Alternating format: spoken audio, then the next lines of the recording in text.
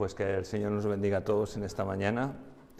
Y la verdad es que estamos en esta semana de oración por la iglesia perseguida.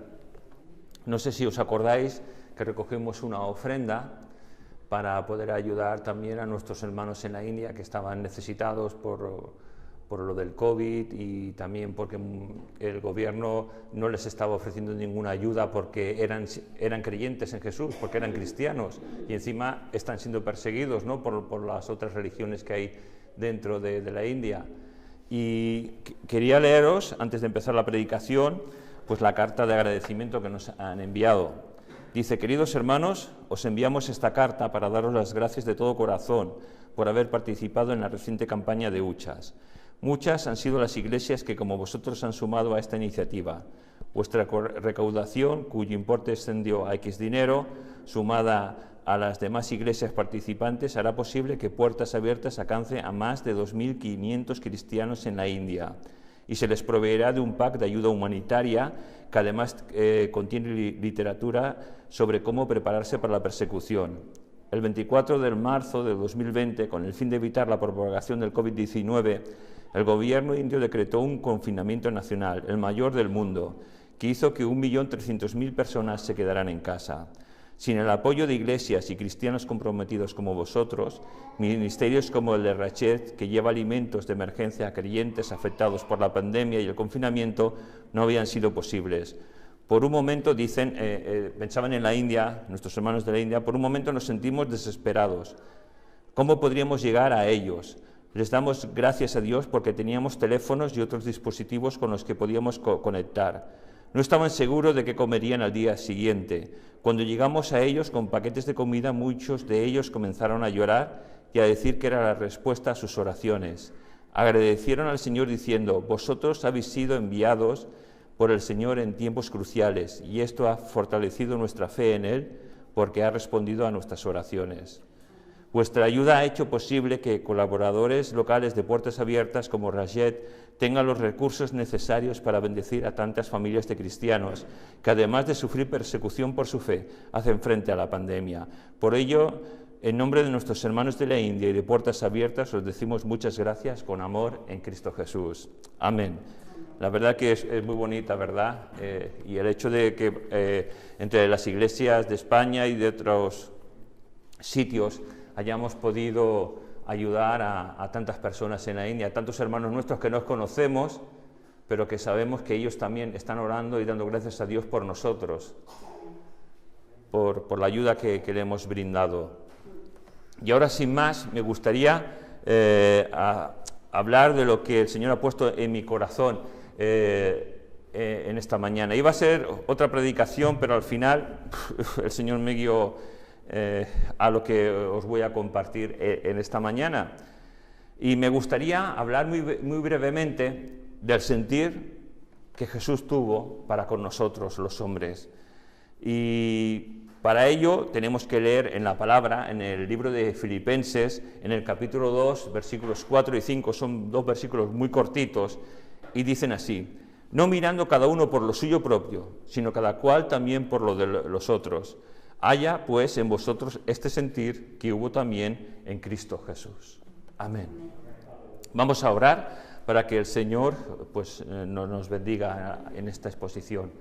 Señor, queremos pedirte que tú nos hables, Señor, y que tú nos ayudes en esta mañana que queremos pedir por tu iglesia perseguida, que nos ayudes, Señor, a entender tu palabra, que nos ayudes, Señor, a saber cómo interceder, cómo orar por nuestros hermanos, Señor, y sobre todo que en todo lo que hagamos, Señor, tú seas glorificado, Señor.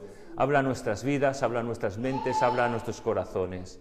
Gracias te damos, Señor, en tu nombre Jesús. Amén.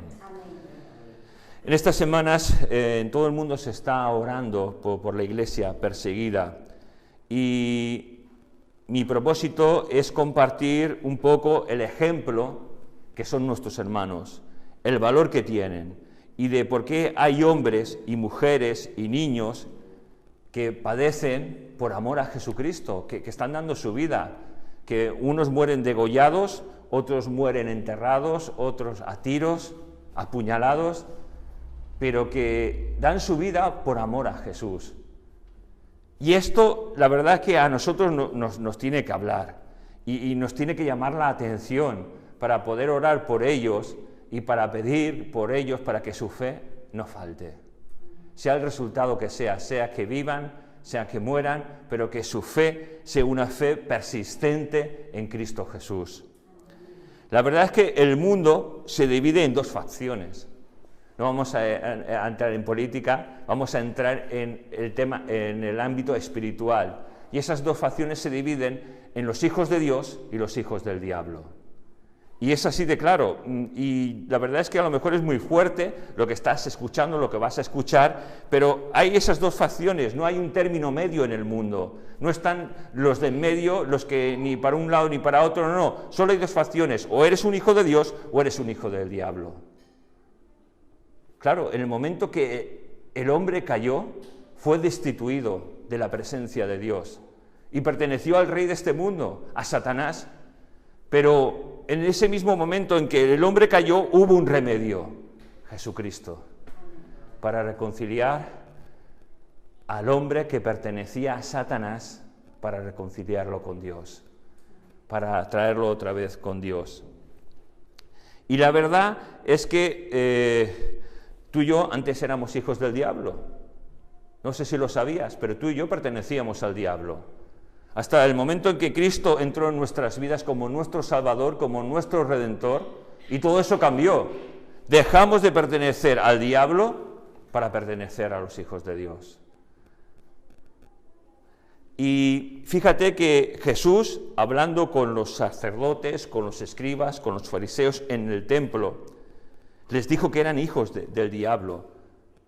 A estos que eran la máxima expresión de la verdad en la tierra. Para ello vamos a la palabra.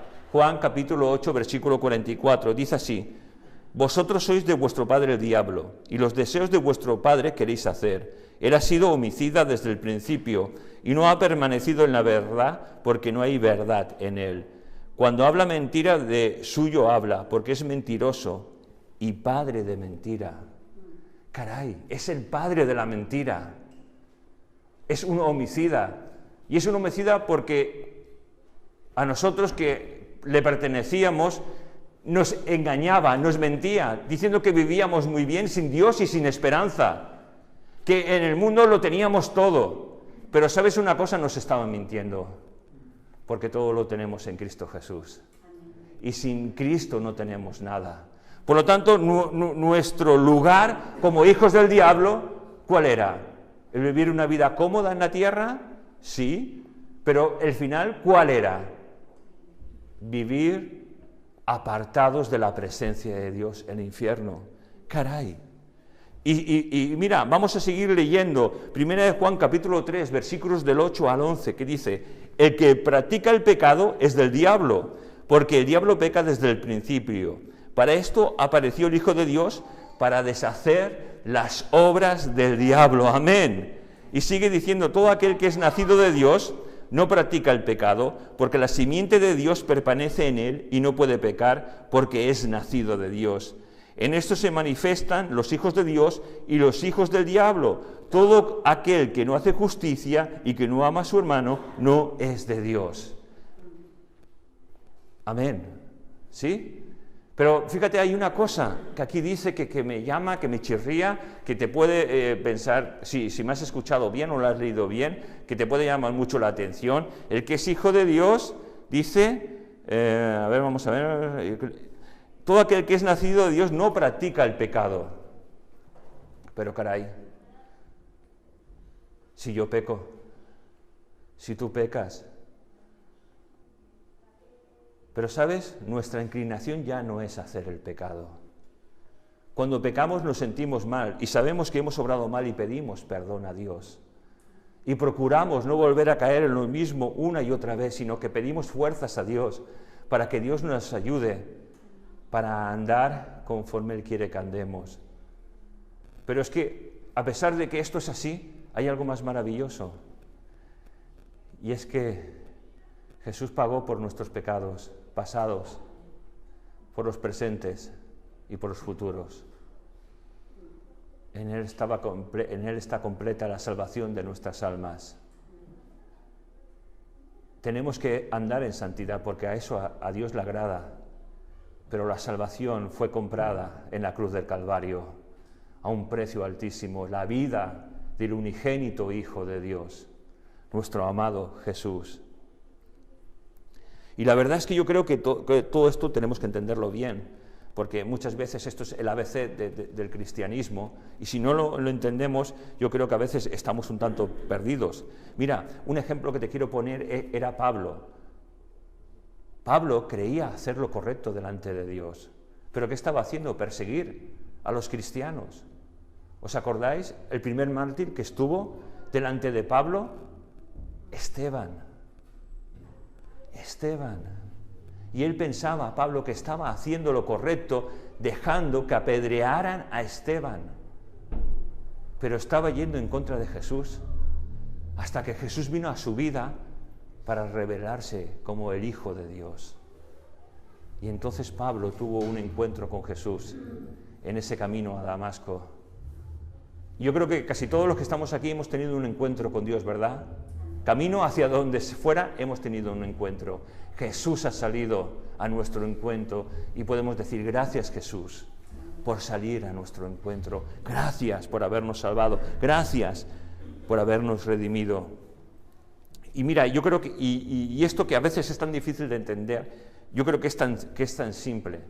O pertenecemos a Dios o pertenecemos al diablo. Y no hay un término medio. Y la verdad es que si no perteneces a Dios, que perteneces al diablo, hay una solución. Es Jesucristo. Es Jesucristo, es ir a Jesús. Mira, en Juan 6:37 dijo, todo el que el Padre me da, vendrá a mí, y el que a mí viene, no le echo fuera. Si no eres un hijo de Dios, tan solo tienes que venir a Él, reconociendo que eres un pecador, pidiéndole perdón por tus pecados y pedirle que entre en tu vida como el Señor y Rey de ella, dejando que sea Jesús el que gobierne tu vida. La verdad es que cuando esto se dice, uno puede pensar, bueno, entonces voy a ser un robot. No sé si alguna vez has pensado, claro, si dejo entrar a Jesús en mi vida voy a ser... No. El Señor va a respetar tus decisiones, va a respetar tu manera de vida, pero vas a experimentar algo tremendo, y es que lo que antes amabas, a lo mejor lo aborreces, para empezar a amar todo lo que ama Jesús. Y es un cambio de vida, es un cambio de mentalidad. En Romanos capítulo 10, versículos 9, nos dice, si confesares con tu boca que Jesús es el Señor y creyeres en tu corazón que Dios le levantó de los muertos, serás salvo. Qué maravilla, ¿verdad? Si creyeres con tu corazón que Dios le levantó. Y claro, la palabra corazón no se está refiriendo a sentimientos, se está refiriendo a todo el conjunto de tu intelecto, de tus emociones, de tus sentimientos, pero de tu raciocinio también. Porque sin el raciocinio se queda tal vez el querer acudir a Jesús como algo meramente emocional, pero no puede ser algo meramente emocional, es algo que transforma todo nuestro interior, todo nuestro ser, cambiando nuestra manera de pensar y cambiando nuestras emociones y sentimientos para empezar a amar a Jesús. Y ahora que tenemos, yo creo que un poquito claro que el mundo está dividido en dos bandos, los hijos de Dios, los que estamos aquí, tenemos que saber algo, y es que no vamos a agradar a este mundo. Este mundo niega a Dios. Es un sistema que solo piensa en el individuo, en la satisfacción personal, en que son 2 días en los que estamos aquí para vivir. Pero ¿sabes una cosa? Ante el sistema y la sociedad de este mundo, los hijos de Dios no podemos pasar inadvertidos. No podemos escondernos. Jesús dijo algo muy importante de ti y de mí, que somos la sal de la tierra, que somos luz en medio de la oscuridad. Y ahora ya podemos saber por qué desde el principio de la creación las personas que no tienen a Dios nos van a detestar, porque en su corazón detestan lo que es de Dios, lo que es bueno, lo que es puro, lo que es santo. Y con ello te van a detestar a ti y me van a detestar a mí. incluso querrán matarnos y en medio de nuestra sociedad tan progresista, dejarnos de lado porque estorbamos los hijos de Dios, porque nosotros somos todo lo que ellos detestan y odian. Y los hijos de Dios estorbamos, siempre estorbamos, porque somos los representantes de Dios. ¿Sabes? En un mundo que se inclina hacia el mal, tú y yo somos los representantes de Dios. Y quería leer unos versículos que nos hablan acerca de los héroes que encontramos en la Biblia. Y en el libro de Hebreos, en el capítulo 11, encontramos lo que se llaman los héroes de la fe. Y quiero leer los versículos del 36 al 39 para que veas lo que estos héroes de la fe, algunos de ellos soportaron.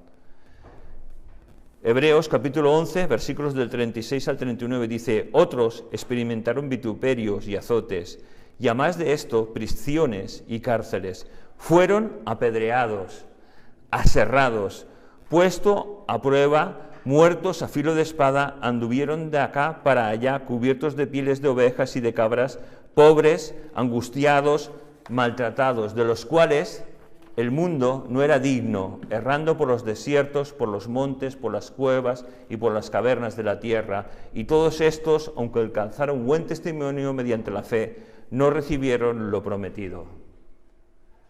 No sé si os habéis dado cuenta de lo que he leído, pero nos dice que unos fueron aserrados. ¿Tú sabes lo que es morir aserrado?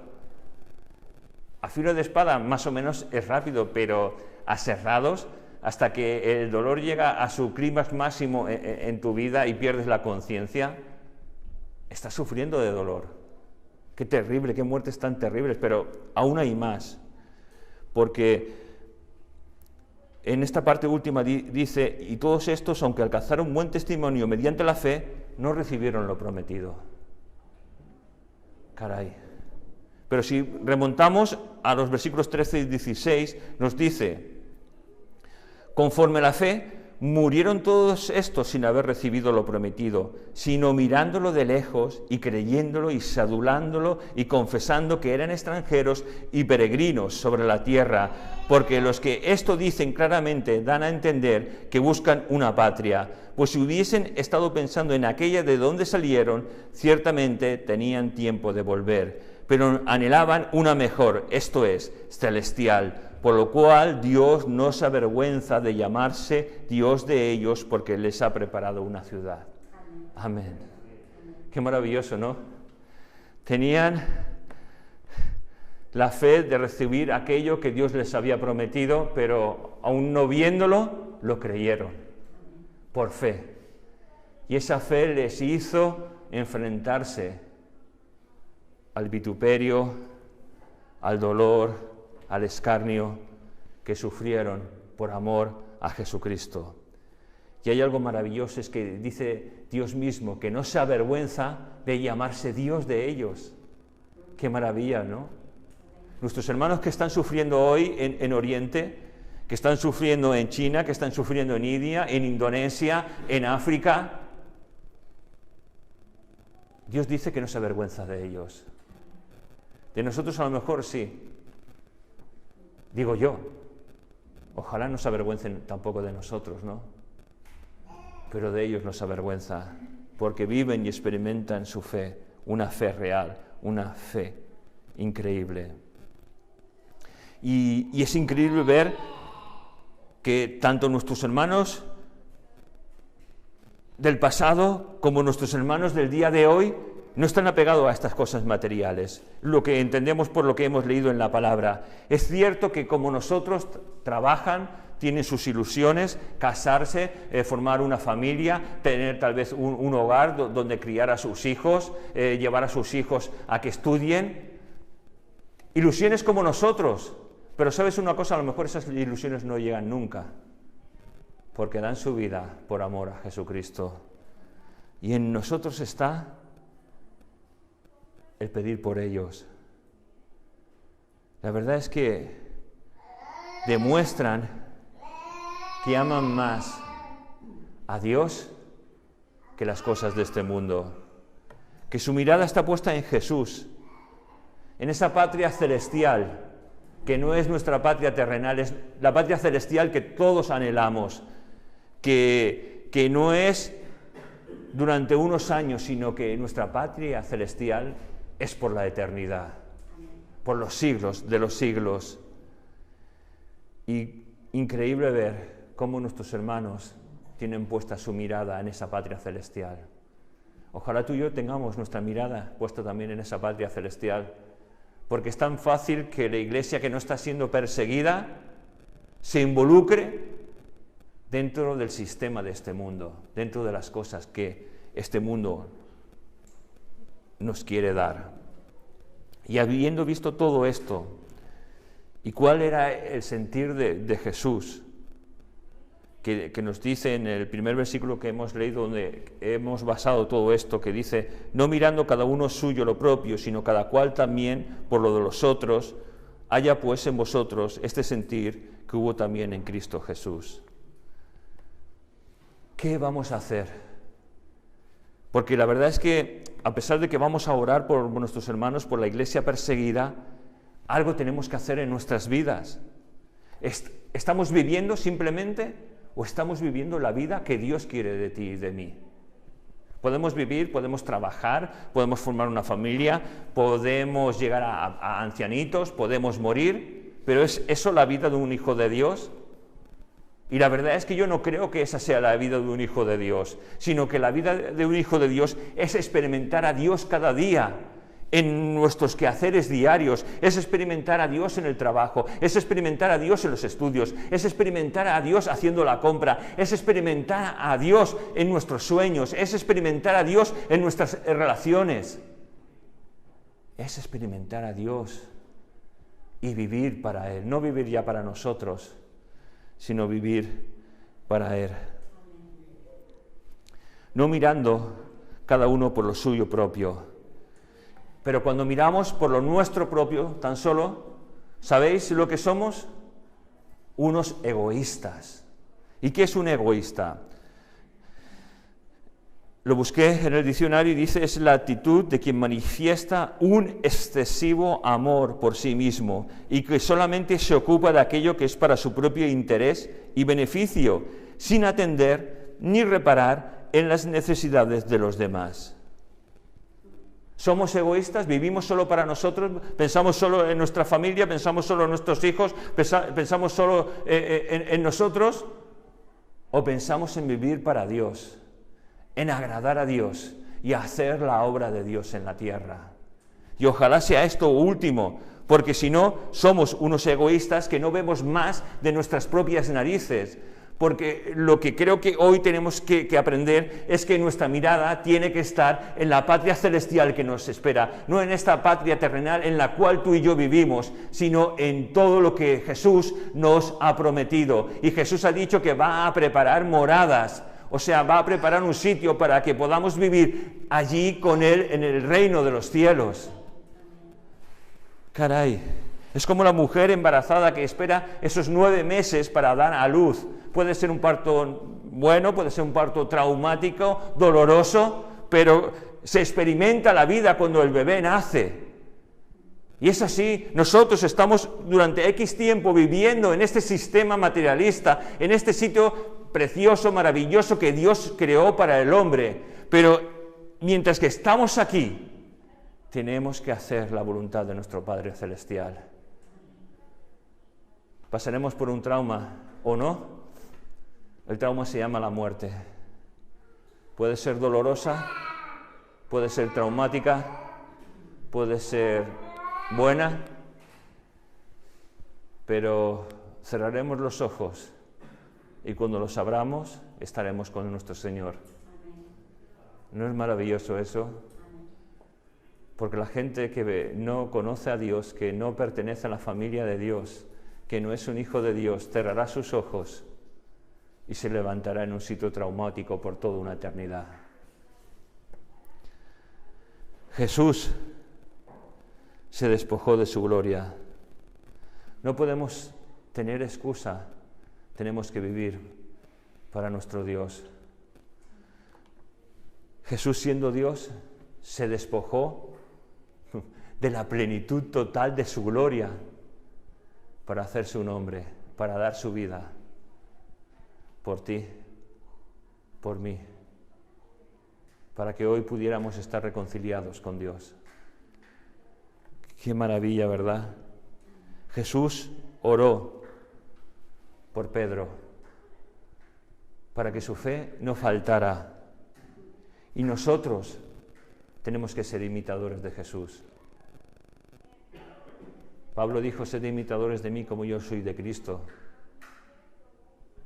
Pero nosotros tenemos que aspirar un poco más a ser imitadores de Jesús para poder decir lo que Pablo dijo también.